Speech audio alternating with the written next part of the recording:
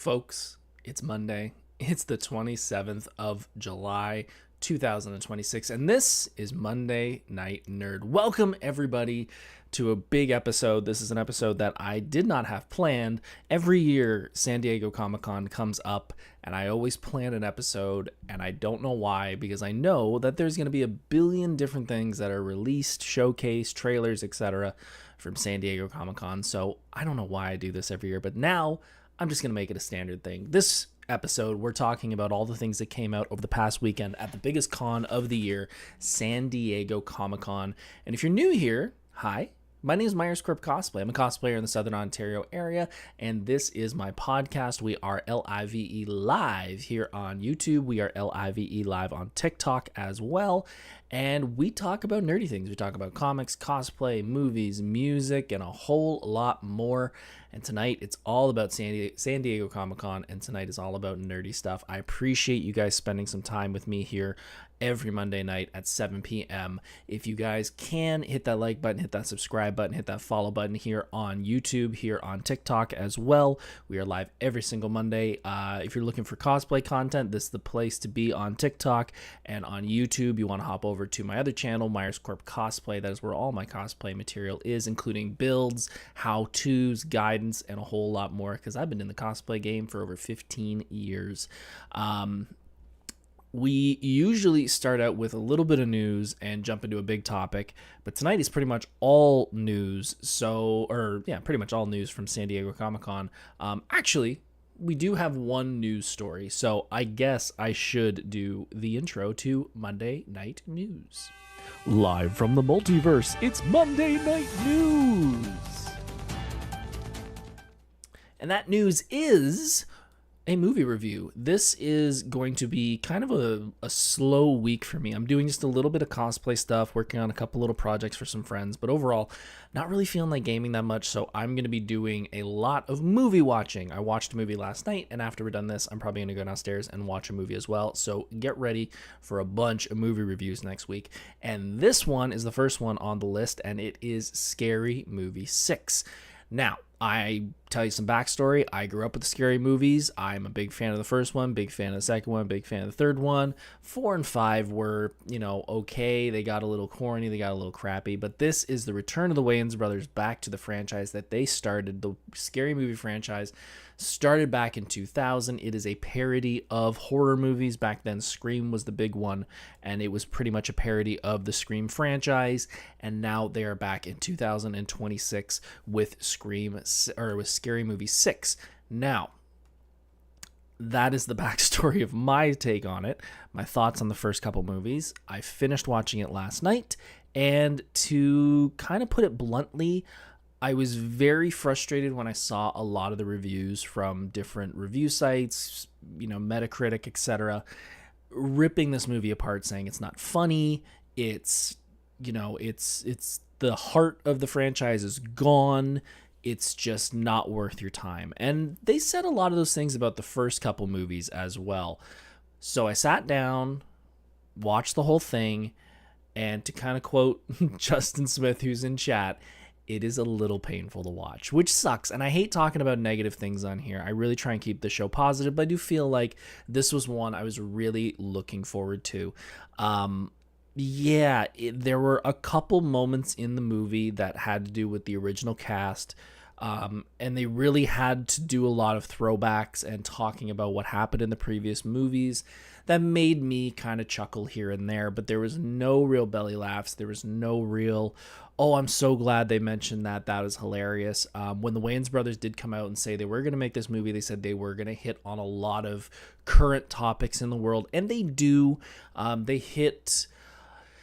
They do talk a lot about things that an older generation might not totally understand about the newer generation. And I don't just mean that in a generational warfare. I just mean things that were okay in 2000 are not cool in 2026. And they do make a little bit of a joke about that. And honestly, it kind of falls flat. There are a lot of those type of jokes that they feel very outdated. This is what it was like back when things were fun. And yeah, overall, it was kind of just not a fun watch. I will admit I did like the ending. There is a twist ending at the end that made a lot of sense of, I don't want to spoil it. You know what? Screw it. I will spoil it because I highly doubt you guys will watch it. You kind of have the same ending as most of these movies, most of the horror movies, where you've kind of watched someone be, you kind of see that person as that one's the one who's going to be the killer at the end. But in the end, you find out that the killer was the Wayans brothers and a lot of the old cast, because they feel like the newer generation is coming in and trying to take over the franchise while they still have some life in it. I thought that was a pretty fun ending, because there was one individual, and it's the main guy who you've seen in all the trailers, that everyone kind of literally in the movie is pointing to, going, he's the one that did it. So, of course, that's the red herring that it's not, probably, and I kind of suspected that. But I did kind of like that ending of all of the old cast just going like, no, we still can do this. Like, we don't need this newer generation to come in and take it from us and make it theirs. We're going to stick around. And the ending works, but yeah, the whole thought of trying to do 2000s humor in a 2026 world, it really didn't fly for me. And I'm very open to the old movies. I've watched the old movies recently, and I thought they were great still. But yeah, it just kind of felt tone deaf a little bit, which sucks, because I really was excited to see this movie. There was actually I was really trying to see it in theaters, and I gotta admit, I'm kind of glad I didn't. So sorry, Wayans brothers. I hope you guys come back and try another one. But this one just didn't really work for me. That's kind of all the little news that isn't San Diego Comic-Con centric. So we'll just act like the normal show. If you guys have been following along, I appreciate it. Hit that like button, hit that subscribe button, hit that follow button, especially here on TikTok. We're live every Monday night, 7 p.m. as always. Sponsor the podcast, as always, my beautiful, loving, amazing, incredible wife. That is not to be just a suck up because I love her. It is the truth. I really am a better person with my wife in my life. We've been together for many, many years, and I could not think of a life without her anymore. I have a beautiful life because of her, and because of that, she will always be my sponsor. Even if I get some people sending me money, they will always be number two. All right, I guess it's time to jump into the main event, and let's talk about San Diego Comic-Con. It's time for the main event. Now, usually in stuff like this, if it's an event or something like this, we usually kind of go through day by day and stuff like that. Because I was not at San Diego Comic-Con, I can't really do that. I've just made a list of the things that kind of stood out for me. There is a ton of news from other things out there and other properties that I'm not a fan of. I know there was some, I believe, Lord of the Rings stuff, some maybe Game of Thrones stuff. I'm not that person. I'm not a fan of that franchise, so I will not be talking about this. This will be very much a video game, comic book, Marvel, etc. type list of things that I want to talk about. By the way, I also want to give a shout out to Justin Smith, Pretty Nerdy Crystal, Gavin's watching, Lady Akari, and Marcy, who are in chat on YouTube. And if you are on TikTok and want to be a part of the chat, hop over to YouTube at Monday Night Nerd, join the live broadcast, because that is where I'm saying hi to everybody. No offense to you folks on TikTok, I just can't keep doing this, and the chat there goes a lot slower than the chat does here of people jumping in. All right, let's kick things off with a couple little trailers. I say little, they're actually probably some of the most impressive ones. Let's kick things off with Clayface. I believe this was at San Diego Comic-Con. If it wasn't, it was the night before. This was kind of the big reveal, the big trailer that we had a teaser before. This was kind of showing off everything and the whole story behind it.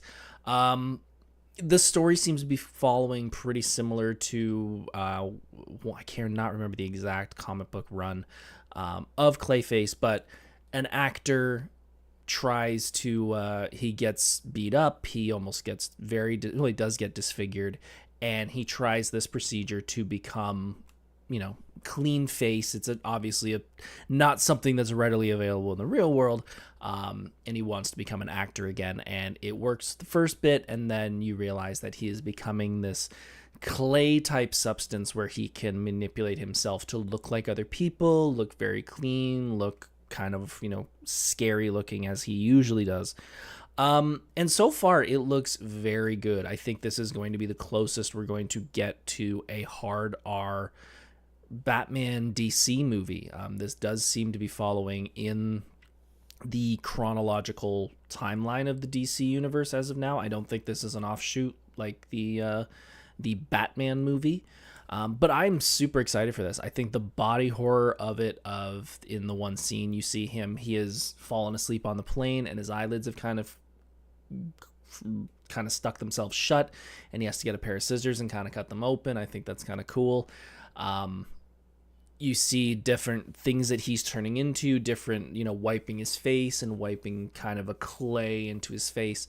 The body morphing of it is really, really cool. I'm so excited to see that on the big screen. And I think this is one of the few movies, I know Marvel has kind of had this problem recently with their Sony movies of trying to make their villains sympathetic, and we tried to get it with Morbius, we tried to get it with Venom to a point, we started to get it with Kraven. I think besides probably Freeze, this is probably one of the most sympathetic villains that Batman has. You have people like Joker, even Two-Face to a degree, and I'm a big Two-Face fan. I'll always say that is one of, if not his best villains, but when it comes to sympathy, it's a little harder. I do think this is one of the ones that I think this type of movie does work for, because you do sympathize with him. He is an actor, and I got a feeling the way they wrote him, he is sort of a piece of crap, but he does get the living daylights kicked out of him to the point where he is disfigured. But I think this is going to be a lot of fun. I'm very interested to see where they're going to go with this. I think this sympathetic version of a villain is going to work very well at this, and yeah, I think this is. I think it's going to be a lot of fun.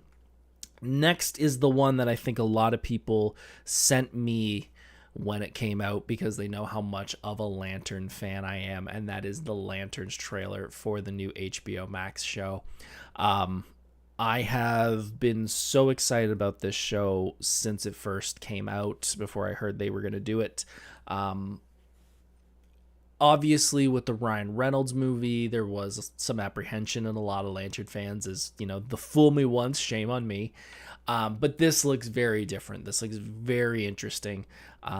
So if you haven't seen the trailer does show Jon Stewart and Hal Jordan in the middle of the Midwest, kind of trying to figure out what's going on, and you find out in the trailer that what is happening in this is they've kind of brought somebody or something has brought them here, and what it is manhunters. Now, if you're not a fan of Green Lantern and you're not a hardcore reader like I am, the Manhunters were the Green Lantern Corps before the Green Lanterns. They were the first police force, and the elder Green Lanterns, there's another name for them, but we'll stick with that so you understand it.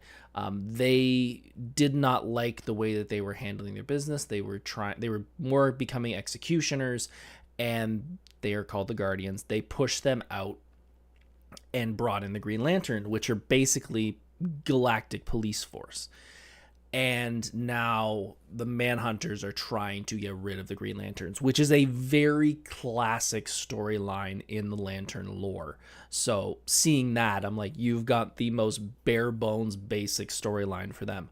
In the newer versions of the Lanterns, there are different colors. There's the emotional spectrum included into each one. So green is the power of will, yellow is the power of fear, etc. I don't think they're really going to touch on that much, maybe a little bit, because the leader of the Green Lantern Corps, or the leader of the Yellow Lantern Corps, Sinestro, appears to be in this in some form. Whether he has built the Lantern Corps or not, I don't know. But it is good seeing him in this, because he does play a big factor into Hal Jordan's story, and you do see in the trailer that Hal admits to someone that Jon Stewart is not just a partner, he is a replacement. And I've talked to a few people about this, and we're kind of in agreement that I think, and we all kind of think, that Jon is being brought in as a replacement by the Guardians, and they're trying to push themselves away from Hal, because Hal's trainer was Sinestro, and Sinestro, I assume by this point, has left the Green Lantern Corps. So I think that is a great storyline. I think it's a very basic Green Lantern story. I think that is one of the biggest faults of the movie, is they try and put all of these different type of Green Lantern storylines into it, and it just becomes too much. So overall, I'm super excited about this trailer.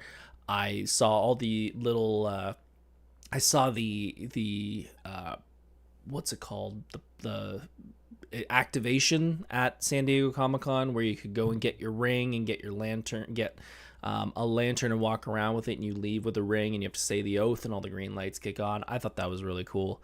I like that they're trying to push this as much as possible. I think with the Ryan Reynolds movie, it kind of put a lot of bad taste in a lot of DC's mouth of, can this survive in the real world as a property, or is this kind of just a comic or animated special type property? But I think this is showing that the Green Lanterns can work for a wide audience, and I think if this show does well, I think we're going to get a lot more of that, which makes me so happy. Shinobi said Clayface and Lanterns both looked dope. Yes, they both did. Okay, let's jump into a little bit of Marvel news, then we'll kind of jump back and forth with some other stuff.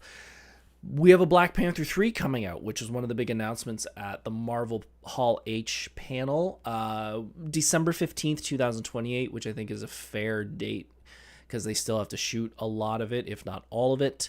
Ryan Coogler is directing, which he is a great director. I'm so happy he's doing it. And David Johnson is going to play the son of T'Challa, who is now grown up. If you did not see the Black Panther movie, the second one, you find out that T'Challa did have a child before he passed away, and now he will be born, he will be raised, and he will become the new Black Panther, which is great. It's in the comics. I'm perfectly fine with that. I think Shuri did a great job in it, but I think possibly due to the events of Doomsday, I'm not saying she ain't gonna make it, but I think she will possibly give up the mantle to T'Challa's son. If you don't know David Johnson, he was in Alien Romulus. He was such a good character in that. He was the standout in that movie, in my opinion. So having him in the MCU, great choice. I'm very excited to see 3. I thought Black Panther 2 was a good movie. I don't know why my nose is super itchy. It always happens during the podcast. I think the second movie was okay. I think because 1 did so well, I think there was a ton of expectations on 2 doing so well, and it just was hard for them to do it, especially with the Marvel Universe and the state that it was in. But I'm excited for 3. I think they'll pull it back. I think they'll pull the nose up on this franchise and bring it back into a good place. The news that absolutely, I think I got at least 5 or 6 people sending me that kind of stood out for the weekend. And if I will quickly swing my camera. Hopefully it doesn't mess up because I have that guy in the corner. A lot of people sent me the Ghost Rider trailer, or the Ghost Rider announcement, and that is that there will be a Ghost Rider movie coming out at some point in the next couple years, with Sean Levy directing, who is the lead on Deadpool, and he will be leading Ryan Gosling as some form of Ghost Rider. And I want to say that because the guy who runs Marvel, who I'm blanking on his name, he did an interview and they asked him, what version of Ghost Rider are you going to be doing? Are you going to be Johnny Blaze? Is he going to be David Keach?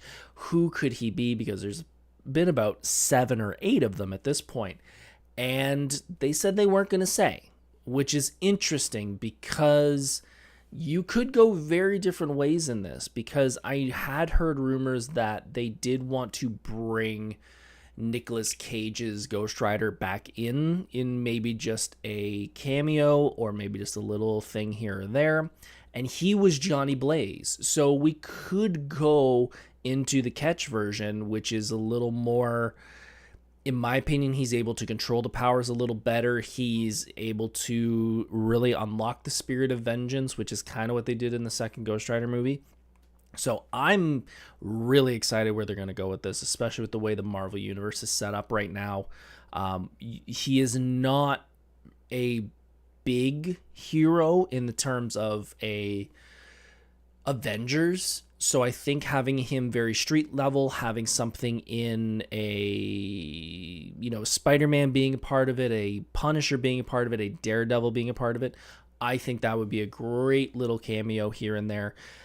Especially because this is going to be probably very New York based. So I'm excited. I saw the logo pop up and I think Ryan's going to do a great job. I said on a video on TikTok that Ryan is very good in playing both roles. And a lot of these heroes, especially heroes like Batman, you kind of have to play two roles. And especially with a character like Ghost Rider, you will have to play a little bit of a sympathetic character, because if they are going to go the Johnny Blaze way, he does have a sympathetic backstory. Like, they're obviously going to have to retell the story because a lot of people either forgot or did not see the original Ghost Rider movie. So they're going to have to explain selling his soul to save his father's life and getting the power of the rider and the devil taking his father no matter what. And that's a sympathetic origin story. So they are going to have to play that side of it, but then he also has to play that, that guy, the guy that's head's on fire all the time. And I think Ryan does a good job. I think something like Drive can show he can do the Ghost Rider more stern, that more of a badass look. But then you also have things like Project Hail Mary, where you felt sympathetic to him. So I think it's a good choice. Ryan Gosling has said over and over again that he is a huge fan of this character. And Kevin Feige has said that, or not Kevin Feige. Was it? Yeah, it's Kevin Feige. Said that he's brought them many books that he wants to put into the Marvel movie. So I'm excited. I can't wait to see what it's going to look like. For all of those, Marcy says, hang on, Ryan Gosling is a great action star in Gray Man, The Fall Guy. Yes, agreed. I've not seen The Fall Guy. I have seen clips of The Gray Man, but I do need to see The Fall Guy. I know he does a very good job in that. For all those people who are not pleased with the new God of War game, Laufey, which I don't know why you're upset about it. It's a game. If you don't like it, don't play it. God of War is kind of like Batman at this point. If you don't like this one, there's going to be another one coming up. They announced there's going to be another God of War starring Kratos after Laufey comes out. So anybody who's not happy that the wife is taking over for one game, hold your horses. You'll get Kratos again. Pretty Near Crystal C, I only think of him on the TV show about the ship of kids. Yeah, there are some people who grew up with him. Like, I remember him in Are You Afraid of the Dark? So I remember kid Ryan Gosling. So it's kind of cool to see him still doing so well and still evolving in his acting range from all of his kids stuff and now moving into some action movies and a lot of dramatic roles. Let's jump into another fun trailer that came out over the weekend, and that is the Matchbox trailer. Now, this is a movie that I had heard was in development for so long, and it kind of started when Lego kind of kicked off this whole brand movie franchise that they're kind of doing. They saw how well that did, and now they're trying to figure out how we make movies out of all these different brands. And I'm honestly a little surprised Matchbox is the first one to kind of come out of this. Besides, I honestly thought Hot Wheels would be the first one, because I thought that would be like an obvious one because it's Hot Wheels. Everyone knows Hot Wheels. But Matchbox has decided to do the first one. And basically what Matchbox, the movie, is, or what it seems like based off the trailer, is John Cena has a group when they were kids and they played with Matchbox cars. And then when they grow up, he kind of goes off on his own. He becomes a secret agent and he meets up with the friends and they all get tranquilized, I assume. And then they they get abducted and they all find out he's a spy. And now they are all connected together and trying to help John defeat the bad guy. I saw so many people in the comments complaining about this, that they're like, this is not what Matchbox should be. I'm sorry. What did you expect Matchbox to be? It should just be a giant action movie. And I kind of like the way they wrote this trailer, at least. Is it honestly feels like if a kid was playing with cars and you said, write a bunch of action scenes, like, what would you do? And I think from what the trailer looks like, it is going to show them like going off jumps, and there's flashbacks to them playing with the cars when they were kids, going off jumps. So I'm interested to see where they're going to go with this, because it looks fun. It looks very generic, which I'm okay with. I know some people thought it was going to be like a Fast and the Furious movie, but no, I'm very interested where this is going to go. And I think John will do a great job in this. We have Boomster Joe in chat from the Philippines. We are an international podcast now. Thank you, Joe. I hope you are enjoying the Philippines. I know you've been out there for a little bit at least. I think you've been there for about a week, if not longer. So I hope you're doing well It is good to see you, and hopefully I will be seeing you within a month at Toronto Fan Expo, Canada.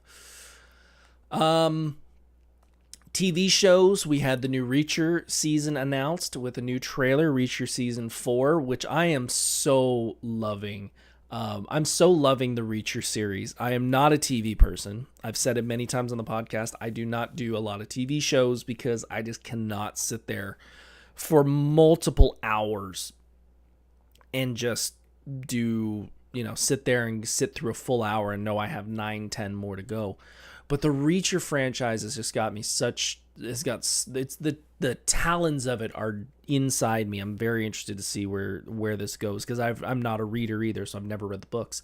But Alan Ritchson is such a good actor, and he's so good as Reacher. I love the first 2 seasons. I have to watch first 3 seasons, and now we've got season 4, and I especially like it because some of Reacher is shot around where I live. In fact, one of the scenes was not 4 blocks from me. So it is fun watching Reacher and seeing all different areas of my home city and going, oh, I know where that is. I've gotten lunch from that place. I know where that is. I know where that is. But it looks fun. It looks like there is a bad guy trying to become the president, and Reacher has to go in and save us, which I'm very excited about. There is a spin-off show of Reacher's partner that is going to be in it. I cannot remember her name, but they're going to do a series with her as well, which I'm fine with. I'll probably tune in just to see what it's like. But personally, I really like Alan. I think he's a great actor. Wolverine. Let's jump into Wolverine. Wolverine, the video game, coming out in the next little while. We got a story trailer, which was good. The story trailer looks like it's definitely set in a different Marvel universe than what we're used to. I do not think it is going to follow anything that we've seen in the movies or in any TV show, so I do not believe there'll be any references to 97, which I've totally forgot to talk about in the news part. But I'm interested. It looks like it's a very gory, bloody trailer. It looks like we are going to get some cameos. It looks like Jean Grey is going to play a big part in it as our sort of companion for at least part of the game. We're going to have several enemies show up. We are going to get Sabretooth. We are going to get Omega Red. I mean, I don't know what else people are wanting. I mean, if you've played the X-Men Wolverine game for the PS3, it looks like we're going to follow a very similar format. You're going to be running through waves of enemies while watching Wolverine take a whole ton of damage and recharge himself. Thank you, Neegly. That is the Reacher partner spinoff show. It makes me want to learn a lot more about what's going on in the Wolverine game, because I saw the first couple trailers and I was interested, but it's a Wolverine game, and we've had so many different interpretations of the character. So many people have taken that character by the reins and tried to switch it and change it and figure out what his real origin is and etc.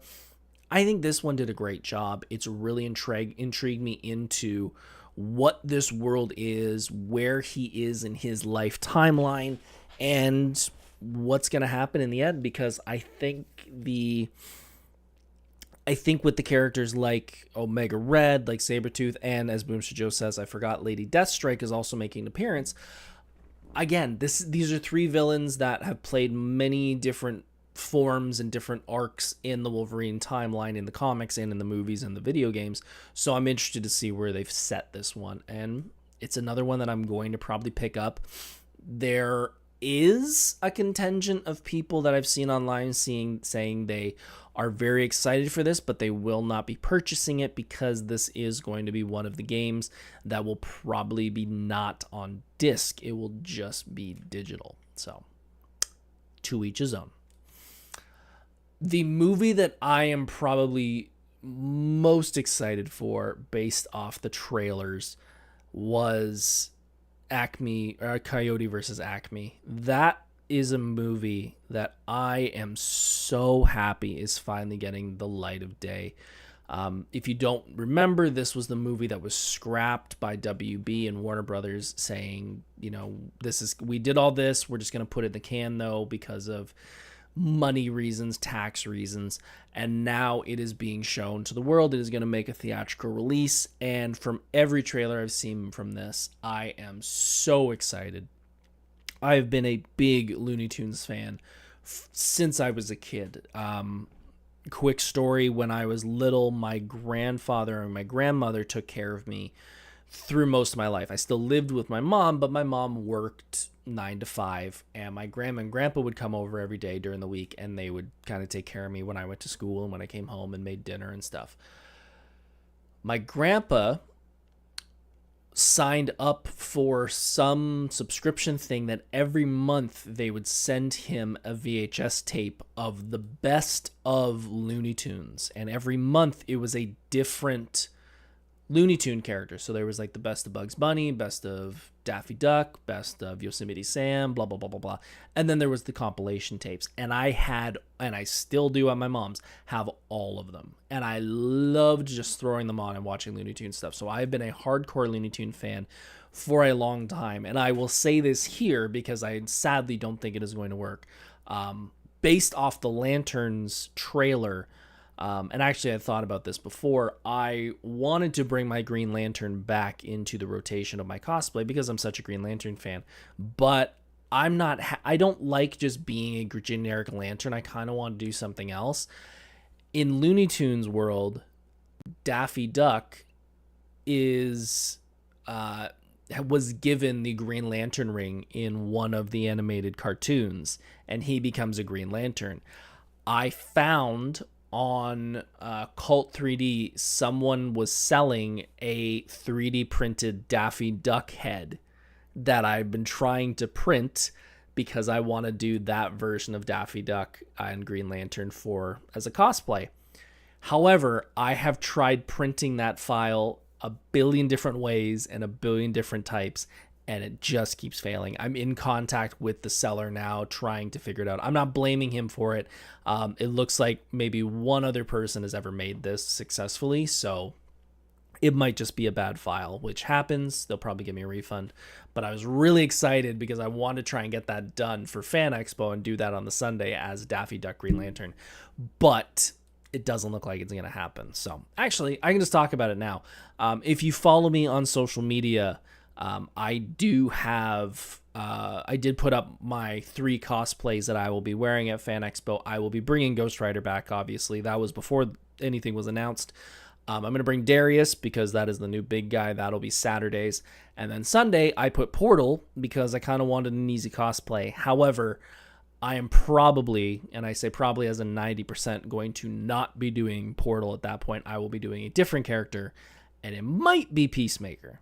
Because I have a Peacemaker cosplay, I have a helmet now, and I now have an accessory that I have to bring as well. So that is a little spoiler for all you who tune into the show, that you might get 2 new cosplays. Well, if you saw me at Anime North, you saw me in Darius, but you will see possibly a new cosplay at Fan Expo if you're there on the Sunday. Let's talk Resident Evil news, folks. Resident Evil trailer came out, gave us a little more of the world, little bit of, where we're going to be in the Resident Evil timeline, and folks are not happy. So what has been discussed and what the directors come out and said is that this will not be set in 1998 when the Raccoon City disaster and everything happens in Resident Evil 2. This is going to be in Raccoon City, and if you've seen the new trailer, you do realize that the main character that we are following looks like he works for the hospital and is delivering a transplant or something to wherever, until it's announced at the end that he will be going to Raccoon City. I'm okay with it, and Justin Smith says Resident Evil trailer is a yikes. I mean, we got 6, 7 other Resident Evil movies in the past, 25 years. They didn't really keep close to the story either, and this is kind of the problem with these, with movies and different interpretations of these main properties that everyone loves. If you did just a movie version of, let's say, Resident Evil 2, where it was shot for shot, move for move, character for character, exactly the same thing. Is that exciting? Like, you know what happens. Like, hardcore Resident Evil fans will be, at the start, will be like, okay, we get to follow Leon and Claire. That's great. But every step that happens. It's what I always say. It's the Titanic rule.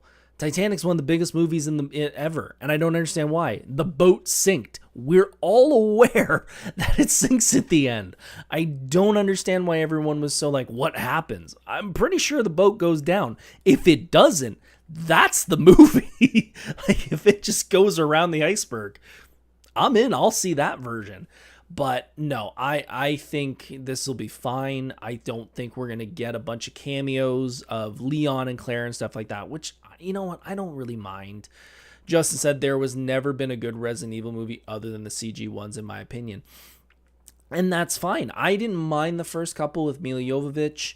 The newest one was terrible, in my opinion. The TV show recently was horrible as well. I like the animated ones, the couple that I've seen, but again, I think if that's where you want to see your Chris, Leon, Claire, and all them, that's where you're going to have to watch it. I think trying to put that into a movie with, we kind of got that in the last one, where we're going to pigeonhole every single character that everyone likes. There's no real story, though, because there's been 5, 6, 7, 8, 9, 10, 11. There's got like 15 different storylines now through every version of the game. So it's a love story of Myers, damn it. The boat sinks. Something that I thought was really cool that jumped out at me. If you had ever, if you were online back when the internet kind of became a big thing, you may remember a little teaser trailer that came out. I think it's San Diego Comic-Con, maybe about 15 years ago, called Star Wars Detours, which is a comedy joke parody version of the Star Wars series. And back then it was the 6. It wasn't the newest 3. And I remember watching the trailer all the time because it was so funny. It was I want to say it was by the same people that did Robot Chicken, and it's just that kind of humor. Like, they just poke fun at every single character. It's the news article I saw made it bigger than it was. It is finally coming to light to the public, but not in the way that everyone thought. The way that it was written was that it looked like it was going to become a TV show. However, what they're doing is George Lucas, I believe, is getting his own museum with a whole bunch of stuff from his archives. They are going to have a spot in the museum where this will be shown, and you can watch the whole thing. I believe it's about 30 to 45 minutes. I think you can find them on YouTube now if you look hard enough. I saw a bunch of them back when they first kind of got leaked, when this was supposed to become a full-fledged TV show. I love it. I can't wait to finally find it all on YouTube or some other platform where I can sit down and watch all of it, because I think the humor in it, again, if you're a fan of the shows like Robot Chicken and that kind of parody type show, you'll like it. But I thought some of the jokes were so funny. Like, talking about Jar Jar Binks walks into the big cafe from, I think, episode 2, and he just lays his head. He's like, why Misa? Why no one like a Misa? And the chef finds, how much time you got, man? Like, stuff like that, where I'm just like, you get your audience. And the stormtroopers swinging across the big cavern and fall through, and they hit a matte painting, and they're like, oh, they haven't finished the cavern yet. Stuff like that I just think is kind of goofy humor. But yeah, it'll be available at the George Lucas Museum. Yay. Robot Chicken was hilarious. It was really, really good. Johnny Depp kind of took a bunch of the spotlight over the weekend in the new Ebenezer trailer / activation that was at San Diego Comic-Con, coming out in full costume and makeup, just acting as Ebenezer Scrooge. I watched the trailer. It looked okay. I mean, I'm not a big Johnny Depp fan. I think he's a fine actor, but I'm just not a diehard fan of his. I liked Pirates. I I'm not a big fan of Tim Burton's work, and this isn't a Tim Burton movie, but it kind of has that feel of a Tim Burton film, and so I've never really been a giant fan of his, but it looked good. Like, I think he does a good job in it. The only problem is and I said this as soon as I saw it, he is going to be heavily compared to Jim Carrey when Jim Carrey did the animated version of it, because it was all motion captured off Jim Carrey, and I think he did a great job. So we'll have to see. I'll probably end up watching it at some point, but I'm just not jumping. It's a comedy. Yeah, I could tell it was a little more comedic than very, very serious, which I guess you could kind of do it that way. You could kind of do a comedic version of it. But Todd McFarlane kind of made a little bit of an announcement over the weekend, and that was that there is an animated movie that is pretty much done and ready to come out, starring Keith David and Mark Hamill. Keith David is the voice of Spawn, so that does not surprise me, and I'm happy he's back. Boomster Joe's got to go. We'll see you soon, sir. And Mark Hamill will be voicing a character, and he'll be voicing the character of Twitch. If you're a fan of Spawn, there is two police officers that sort of investigate the things that happen in Spawn's world, and it is Sam and Twitch, and they're a really cool, odd couple kind of police. So having him as Twitch, I think, fits very well. But Todd said that is ready to go. We just got to do a little bit of edits to it. The live action movie, though, has kind of hit a roadblock, and that is because Todd McFarlane has not liked any of the scripts that have come out, which I had a conversation with the Freakish Workshop about this a couple days ago. It does not surprise me, because similar to the Green Lantern movie, I'm pretty sure Todd has that shame on me, or fool me once, shame on me, fool me twice, shame on you type thing, because it's that last Spawn movie. While I do kind of have a soft spot for it because I watched it so many times when I was a kid, even then I knew it wasn't a good movie. Having to sit back and watch year after year after year, script after script after script come across your table, and knowing that this is your baby. Like, Todd has had an incredible career with many different, he's the co-creator, he's creator of Venom and a whole bunch of other things. Spawn's his baby. Like, that's his baby. And I think he gave that away to the wrong people in the first one, and now he's so protective of it that I think he'll always find a problem with whatever script comes across his table, because there's so many characters, there's so many. Spawn has had a brilliant timeline in, I believe, the over 500 issues of the comic, and there's no way you can get 500 issues into an hour and a half, 2.5 hour movie. But even just that initial run of Spawn, you have to do the backstory of Spawn, which includes his wife and daughter with Wanda. Then you have to talk about Violator. Then if you want to bring in the Angels and you want to bring up the Redeemer, you've got and then Sam and Twitch. You have these tons of characters that you have to kind of bring into it that are all kind of interconnected in that Spawn world, that it's kind of hard to do a proper movie without having all of them involved, and trying to get all that into 2.5 hours, I think, is a problem. And he does not have enough of a movie timeline. It's done well over the last couple times they've done it, that they can't just be like, okay, we'll give you 2 movies, kind of like Marvel and Lord of the Rings and them can do, where, okay, you've shown that it works, we'll give you 2 next time so you can show everything you want.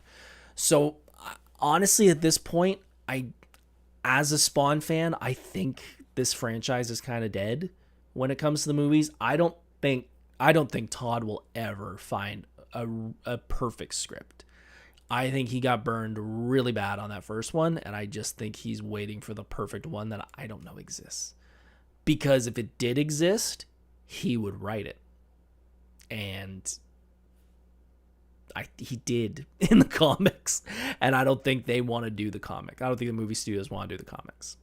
So, the only other trailer I remember seeing that caught my attention was a 2026 version of the horror movie Carrie is coming. And I think this is very interesting because I love the original Carrie. It's a great horror movie if you've never seen it. I saw the remake or the reinterpretation of it in around, I want to say it was mid 2000s, late 2010, with what's her name from Kick-Ass. I think they did a fine job in that, but this version I think will be a great tweak on the story because back in the day when this was made, which I believe it was the late 70s, early 80s, it was very much to be honest, a lackluster of technology. You didn't have all the tech that we do now. And that is kind of the way they're pushing this new one, is that this is the Carrie world and the Carrie storyline in a social media type world. And I think that is a great idea because it has been documented in news stories and everywhere else that there is this fear, this anger, this depression that comes out from youth who are thrust into the world of social media and not have the coping capabilities to deal with negative comments, to deal with being unfriended, to, getting hate when you show up at school and something was talked about behind your back on social media. And I think that is what they're going to do with the new movie. It looks like it is going to be very social media tech based. And I think that's a great idea. I think this is going to be really fun. I'm very interested to see where they're going to go with this. Justice Smith, Spawn without Michael Jai White just wouldn't seem right, even though Michael Jai White doesn't like how the original movie turned out. Most didn't like how the original turned out. I think the only one that I've said that I've heard that have said that they didn't mind it, and they didn't mind it because of their performance, and people have said they did a good job, was Michael Jai White. He thought he did a good job, and I think a lot of fans liked him. And John Leguizamo as Violator did a great job. He did such a good job as Violator. So having a Michael Jai White back, I think they could do a great job, but I don't think he wants to do it again. Let's talk quickly about changing in Marvel. If you're a hardcore Marvel comic books fan, the editor-in-chief C.B. Cebulski, who's been the editor-in-chief for the past 5-6 years, is no longer going to be there. He has now stepped down.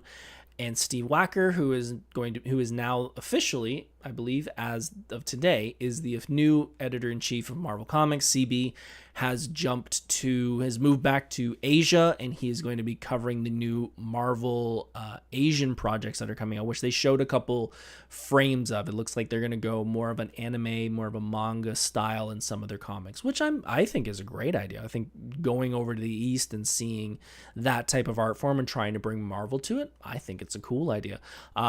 This isn't big news to anybody, but to me, it's a big thing because back in the day, when we used to go to Fan Expo back in 2009, 10, 11, Marvel had a booth, and we would go and we wouldn't hang out at the booth, but we would be able to talk to people in higher ups at Marvel. And one of them was CB Cebulski. The first year that we went, my buddy Tom, he volunteered, and he ended up working at the Marvel booth and was just hanging out with them, helping them at their table, and got to yak with CB Cebulski. And then we would end up going to whatever the Marvel panel was. They did one every year where they kind of discussed like what's coming up in the next year, kind of like they do at San Diego Comic-Con now. And it got to the point where we would always rush to get there, and we'd sit in the front row. And by like 2012, 2013, they knew us. Like, they knew us by face. So like, hey, you guys are back. And we're like, hey, how's it going, CB? And we would walk with them back to the table and talk with them. And looking back on it, we're just like, we got to yak with people from Marvel that were higher ups and like talked to them about ideas and stuff. So I have a little personal thing of why I think that's cool that CB has gone off to Asia to do the manga and the Asian inspired Marvel universe that's going to be coming out. We're going to talk about one more thing. Then we're going to talk about obviously the big news of Doom. So McFarlane, as we were just talking about, did something that I became very frustrated with. If you went to San Diego Comic-Con, you had the opportunity to pick up a bunch of McFarlane exclusives. And if you've ever watched the podcast and you've ever seen me, you know, as I said earlier, I'm a giant Green Lantern fan. And one of the only things I collect in this world is the McFarlane Green Lantern line. There are tons of ones that he's done of other characters, but I specifically am trying to collect one of every Green Lantern in the line because I just kind of want them. They're really good looking figures, and I went, well, if I'm going to make something my collection and collect one type of toy, it is going to be that. So I've got most of them. I'm only missing one or two, and one of them is the Kilowog, which is in a 2-pack with Kyle Rayner, and it is almost impossible to find. It's stupidly expensive.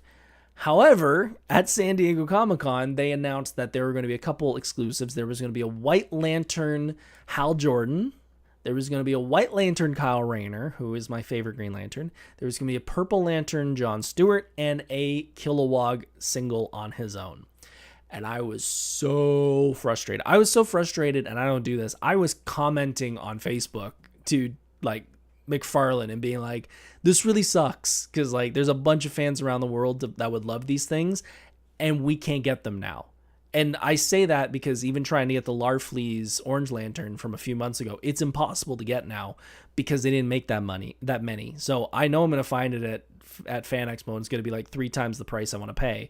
But if I really want it, I'm going to have to pay that price. Thankfully, McFarlane was smart. I decided to hop on EB Games, and EB Games had them up for pre-order. So I pre-ordered the White Lantern Kyle Rayner and the Kilowog that will be arriving just before Fan Expo.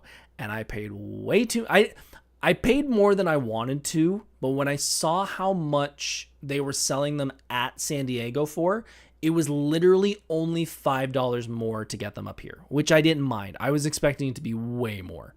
Messiah Complex is in chat. Of course, Kyle is your favorite. He's the artist. Of course he is. Kyle has always been my favorite because when I first heard about Kyle Rayner and the way they were writing him, they never did the same construct twice. Because he's an artist and he should be able to come up with new stuff every single time. I was like, that's hands down the coolest part of Kyle is he will always come up with a new construct, and he's the only one who can balance all of the emotions and be the White Lantern. I mean, other people got it in Brightest Day, but he's the only one over a long period of time, especially in the new Guardians issues. He's the one who's able to hold all the Lantern colors and be at peace, and I thought that was so cool. So, yes, he is my favorite Green Lantern. The only other thing we're going to talk about, obviously, is the Marvel news. We talked about Ghost Rider. We talked about Black Panther. But, as always, Marvel had their big panel, and they brought everybody out for the big reveal of what's going on. And I think it's good. Like, I think I don't think there's anything that was really shocking from these announcements in the trailer that was given. Obviously, you saw Doom. You heard Robert Downey Jr. was on stage. He did the voice, which I think sounds fine. We then had Deadpool show up. Ryan Reynolds dressed as a denim Deadpool, which I thought was very Canadian of him. People were saying that because it is jean material and it was slightly gray, that Jean Grey was getting like, guys, stop thinking too deep into this. But yeah, Deadpool showed up and he's basically said that he will not be in it. Might be a red herring. He might still make an appearance, but yeah, the trailer looked good. I think the best part about it was the Shang-Chi Gambit combo. I think that was probably the coolest part. Nothing really big announced though. Everyone got Doom masks in the audience, and everyone had them up on eBay like 20 minutes after the con was over, which everyone was shocked about. And I'm like, guys, what did you expect? Like, there's probably 15 people, and there's probably hundreds and thousands of people in there that were just like, yeah, I just want this for whatever they're giving me for free so I can take it home and put it on eBay. That's commerce now, unfortunately. However, I did see something. I think San Diego did a press conference or something the day later, I think on the Sunday, that there was a lot of people who were supposed to be in the audience that had paid or lined up early or something and didn't get in for that Marvel panel. So I don't know the details of that. I saw a quick thing on Instagram about that, but could be a problem. Messiah, I was collecting Green Lantern at the time as it happened. Hal was my guy. I was fucking devastated. That's fair. That's fair. Hal has had some bad moments. Premier Crystal, I'd so keep it because memories. Yeah, I would too. Like, I've got a Borderlands mask up there from Fan Expo 2019, I think, when Borderlands 3 was when they had the you could try it out at the booth, and I got a free mask. I'm like, cool, I'm keeping it. I like the game. But yeah, that was kind of it. San Diego Comic-Con, the biggest con of the year. They did absolutely amazing. A whole bunch of stuff to look forward to. We've got Resident Evil coming out. We've got Ghost Rider coming out. We got Lanterns. We got Reacher. We've got the Wolverine game, Coyote Acme, Ebenezer, and a whole bunch more. I think we're going to be good for the next little while when it comes to entertainment. Oh, the only other news I forgot to bring up, X-Men 97, last episode, really fun. I don't want to spoil it, but the ending made me happy. So, yeah, ending made me happy. I kind of thought this was the way it was going to go. Again, I don't want to spoil it, but I'm glad it's going this way because I think this is going to be really fun for the last couple episodes. Yeah, the panel was a tad underwhelming. I'm curious which rider got. Yeah, we talked about that earlier. Yeah, I don't know. I'd heard rumors that Nick was going to make a cameo or something in some type of franchise, whether it was a cameo in a movie or something. So I don't know if they're keeping him as the Johnny Blaze and we're going to do more Danny Ketch for Ryan. I think personally he fits the Ketch role more, but should have been Keanu. I think Keanu would have done well too. I also think Keanu could do other things as well. I think because Ryan has said so much about being that character and wanting to do that character, I think it's like, well, this guy's going to put 100% into it, you know, and he's a star. So that's a pretty good thing to have behind a franchise like that. But yeah, San Diego Comic-Con 2026 is in the books. The only thing we got to look forward to when it comes to conventions now is Fan Expo Canada coming up at the end of August. And around that same time is D23, which Marvel has said, and Marvel hasn't said. There's a big rumor going around that is when they will announce, the new X-Men cast. They would announce X-Men. Who that would be, I don't know. I mean, I know we've got, what's his name from Star Wars is going to be one of the villains. Messiah said, who would you cast Keanu as then? Who would I cast Keanu as? You put me on the spot. There's got to be somebody. Who can Keanu... You know what? Let's take an extra minute here. We're going to do something I don't normally do on this show. Keanu Reeves... Let me see some photos.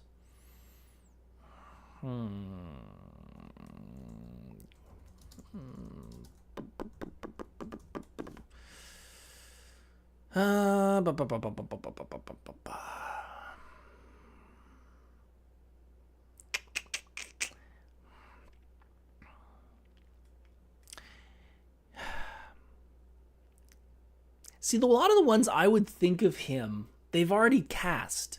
And that's kind of the problem. The ones that are left are so deep in the Marvel universe that I don't know if they would fit. I honestly would have thought Morbius for him. I think Morbius would have been a very fun role. I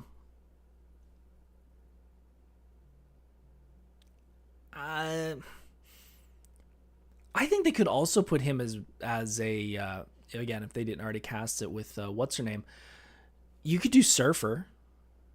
You could do Surfer with him. I think you could do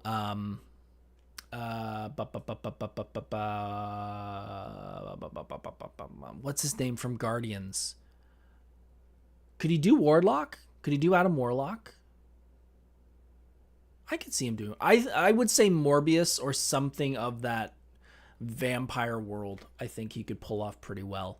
I don't see him being a main character. I think he would be a villain, like Crystal said, or a side character. I don't know if I'd see him. I could see him as a Johnny Blaze possibly, but if they are going to go the Danny Ketchray that road, which actually, again, I should be doing this off air, but screw it, we're going to do it here.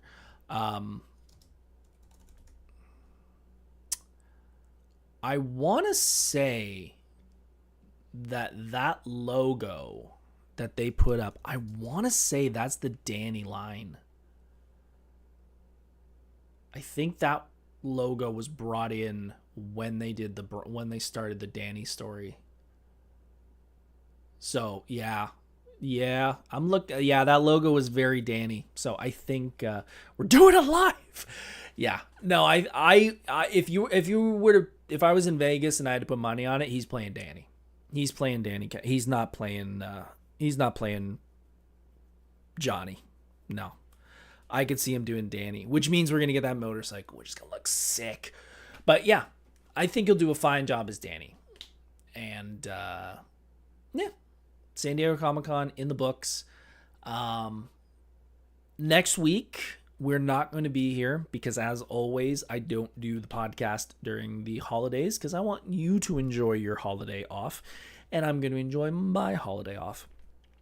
But the week after, we are going to be back here on the show, and we're going to do a flashback. We're going to do a fun little flashback episode. I want to talk about my first fan expo. I want to go back and talk about my first fan expo. It is a very fun story. I can tell you now, an arrest almost happened. A fire alarm in the middle of the night happened. And a whole lot more. So I will, we'll be off next week, but then the week after, which I believe is the 10th? 10th? Yeah, the 10th of August, we will be back. We will be doing we'll talk about my first fan expo, and then one or two more episodes, and then we're going to be at Fan Expo Canada 2026, which I'm super excited about. I will be there all weekend. And yeah, I'm going to let you guys go. I'm going to go down and enjoy some time with the family. Have yourselves a good night. Be safe. Take care. And we'll see you very, very soon. I love you all, and we'll talk soon. See you, folks.